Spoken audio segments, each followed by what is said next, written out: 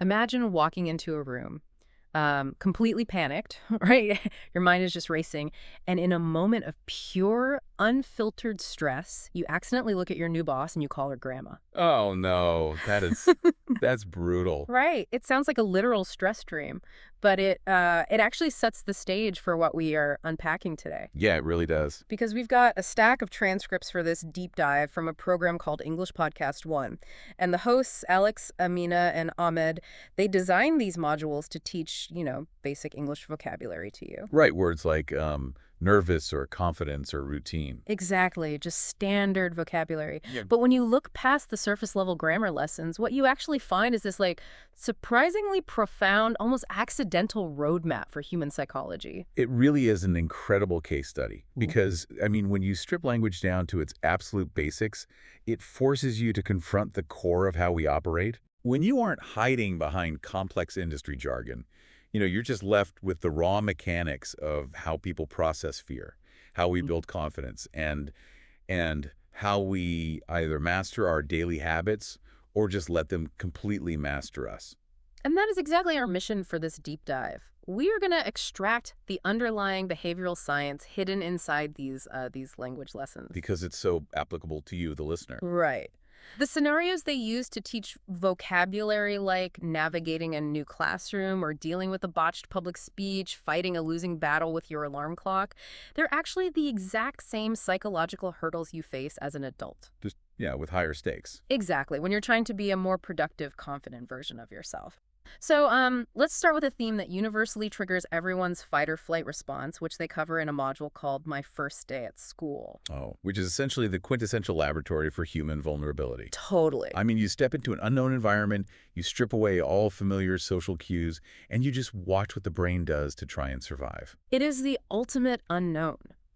And the transcript captures this vulnerability beautifully through Amina's childhood memory. She talks about being 6 years old on her first day, Right. and she is so incredibly anxious that she wakes up before her entire family, pulls out her new school shoes, and polishes them 3 separate times. 3 times. Yeah, 3 times. She emphasizes how desperately she wanted everything to just be, perfect. See, that behavior is such a classic window into how our brains manage anxiety. When we're stepping into an unpredictable environment where we have zero internal control, we immediately try to compensate by micromanaging our external environment. Oh, that makes so much sense. So the shoes are just... Exactly. They're a coping mechanism. Yeah. We can't control if the other kids are going to like us, so we polish the shoes, we make sure the pencils are perfectly sharpened. It's a physical manifestation of trying to create order out of chaos. But the illusion of control shatters pretty quickly for her. I mean, she jokes that her happiness lasted exactly one day, right up until the moment the teacher handed out the first homework assignment. Reality sets in. Right. And then we get Alex's story, which is just a masterclass in total disorientation. He walks into his classroom, gets completely overwhelmed because every chair looks taken, and instead of asking for help, he just wanders over and sits down at the teacher's desk. Oh, I love this part. And the teacher looks at him and just goes, "Are you teaching today?" The underlying mechanism there is fascinating, though. Like, we laugh at the image of a kid sitting at the teacher's desk, but under acute stress, the human brain literally starts shutting down non-essential functions. Really? Just to conserve energy. Yeah, exactly. To conserve energy for a perceived threat. Spatial awareness and social reasoning take a massive hit. Cortisol floods the prefrontal cortex, which is, the part of your brain that handles logic and social norms. So you just default to whatever looks like a safe harbor. Even if it's the absolute most inappropriate choice in the room. Exactly. Your brain is just screaming, find a chair, any chair. Which brings us back to that moment I mentioned at the very beginning. The crown jewel of Alex's panic is when he finally addresses the teacher, and his stressed out brain misfires so badly that he calls her grandma. The ultimate system override. Just totally short-circuited. Yeah. But hearing these childhood stories immediately made me think of our professional lives. Like, when I read this, I didn't picture a kindergarten classroom. I pictured logging into a massive new corporate job for the first time. Or walking into a crowded networking event where you literally don't know a single soul. Yes, it's that exact same pit in your stomach. So I have to ask, is the anxiety of the first day ever really something we outgrow? Or do we just, get better at buying nicer clothes to hide it in? Well, the source material actually addresses that dynamic through this beautifully simple mini story about a character named Ben. Oh, right. The playground story. Yeah. Ben is standing at the edge of the playground, just terrified. He's gripping his mother's hand, completely consumed by this conviction that nobody is going to like him. Which is so relatable. It is. It is the exact same social evaluation anxiety you experience at an adult networking event. Just this overwhelming sense that you are entirely alone and everyone in the room is secretly judging you. Precisely. But the turning point in the story happens when another little boy simply walks up, smiles, and says, "Let's play together." Just like that. Just like that. The source notes that this single sentence completely changed Ben's entire reality. And we look at the biology of that interaction. It really answers your question. We never outgrow the fear of the unknown. We don't. No, because the fear of social rejection is hardwired into our evolutionary biology. I mean, for early humans, being ostracized from the group literally meant death. So while we don't outgrow the fear itself, we can outgrow the isolation. By recognizing that we have the agency to actually initiate the connection. Yes. The hosts in the transcript point out that a smile costs nothing, but it changes everything. And, they aren't just being poetic about this. A genuine smile is a biological signal of safety. Like it physically changes things. It physically lowers cortisol levels in both the giver and the receiver. In the adult world, that means you don't stand in the corner waiting for someone else to invite you into the conversation. Right. You manage your own anxiety by being the one to initiate the kindness. You walk up to the person standing alone by the catering table and you introduce yourself. You become the person who says, "Let's play together." Exactly. But, recognizing that a simple smile can cure isolation is really only half the battle. If you are paralyzed by your own self-doubt, you're never going to be the one to walk up and extend that hand, which forces us to look at where that courage actually comes from. Which is exactly what the second transcript tackles. Yeah. They move from navigating the external environment into building your internal architecture, specifically focusing on the mechanics of confidence. Right. They establish a critical baseline right away, which is that confidence is not a genetic lottery ticket. No, it's not. It's not a personality trait you're just born with. It is an active skill that you build through repetition. And they illustrate the lack of it with a story from Ahmed that is painfully relatable for anyone who's ever spoken in public. Oh, the presentation story. Yeah. He talks about a time he had to give a presentation, right? He stands up confidently, but the moment all eyes lock onto him, his brain completely wipes itself. Just goes blank. Totally blank. Yeah. He forgets his speech. He forgets the topic. He says he even forgot his own name. Oh, man. And his teacher looks at him, totally bewildered, and asks, "Are you okay?" And his response is just a dazed, "I think so." I think we've all had an "I think so" moment in our lives. Definitely. But it's really important to understand what is happening there biologically. A lot of people assume that if your brain blanks during a presentation, it's because you didn't prepare enough or you just lack natural confidence. Right. You blame yourself. Exactly. Yeah. But in reality, it's the amygdala, which is the brain's threat detection center, literally hijacking your cognitive function. The hosts point out that the goal of building confidence isn't to somehow eradicate that fear response. But what is it? Their definition of confidence is acting in spite of it. Confident people experience the exact same physiological fear as everyone else. They've just trained themselves not to let it dictate their behavior. But the sources also bring up this modern obstacle that actively works against that training, which is the trap of comparison. Oh, social media. Yeah. They point out how social media completely distorts our perception of other people's confidence. Amina has this fantastic comedic observation where she says, nobody ever goes on Instagram and posts, "Look, everyone, I forgot my keys again." It's a funny line, but it highlights a massive evolutionary mismatch.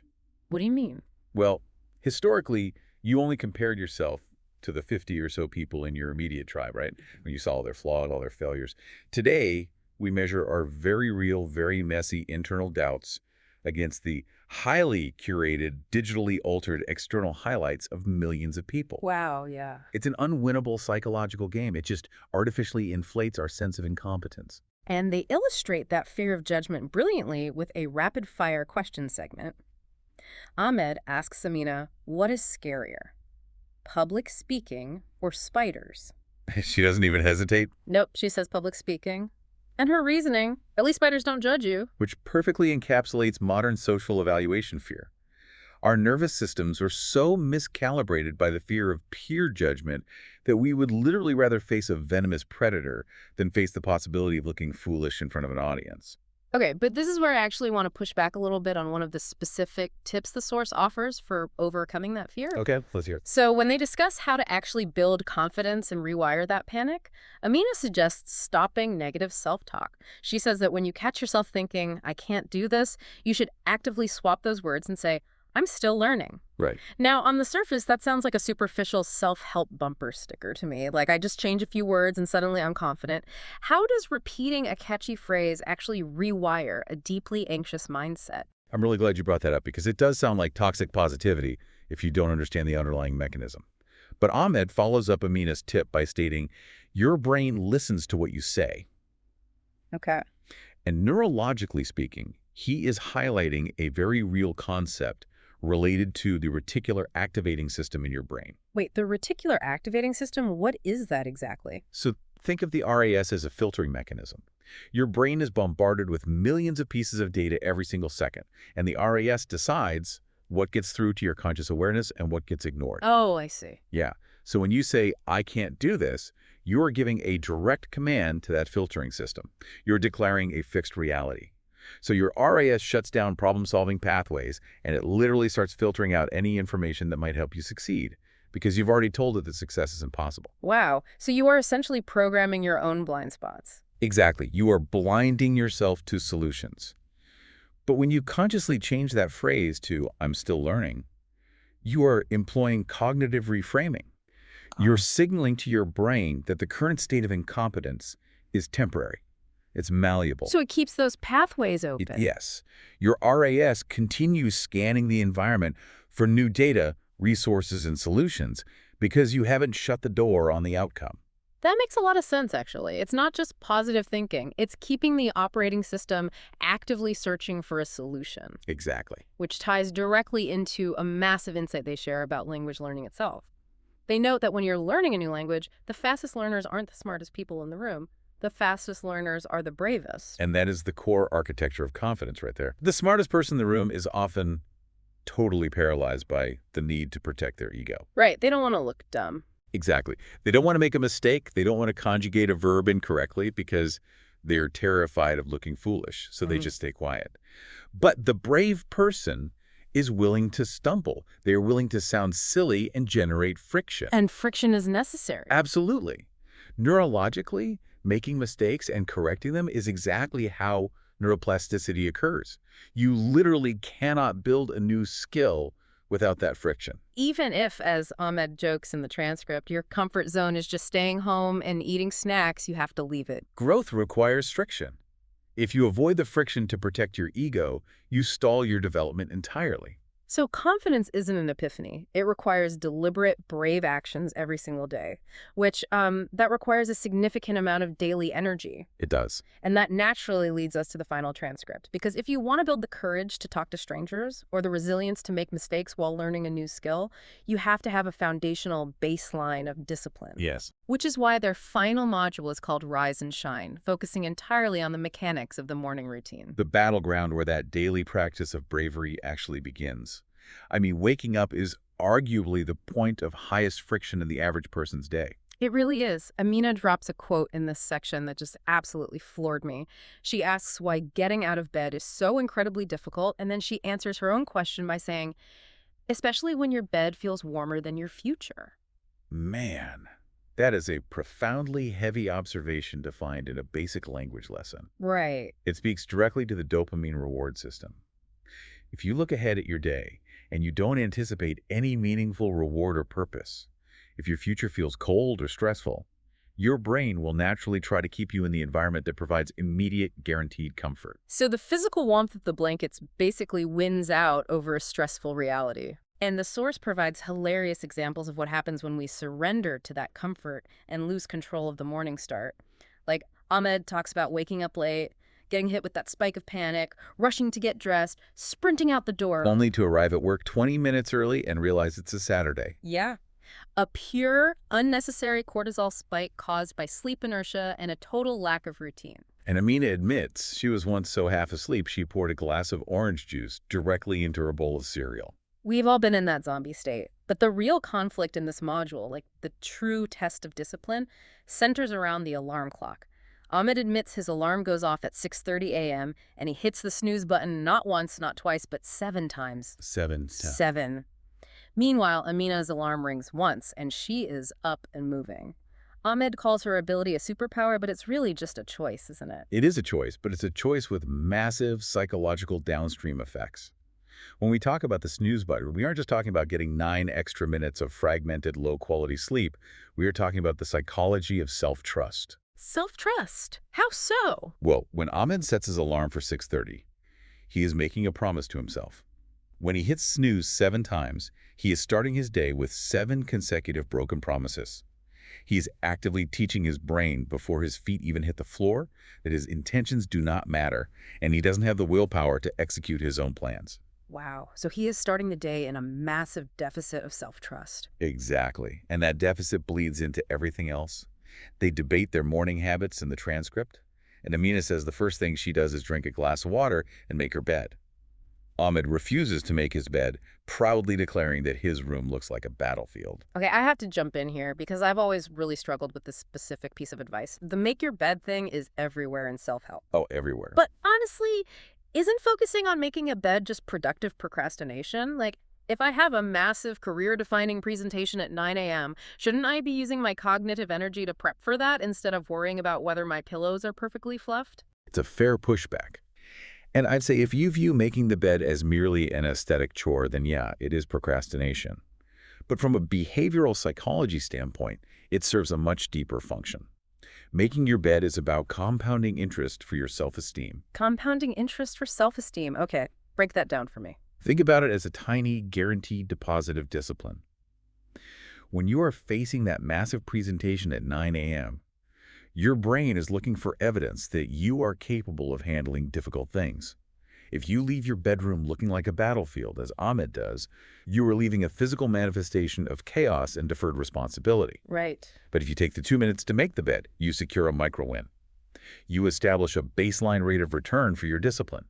You prove to your brain that you can exert control over your environment, which lowers your baseline anxiety and prepares you to exert control over larger challenges later in the day. So it's not really about the bed at all. It's about proving to yourself that you are a person who executes on their intentions. Precisely.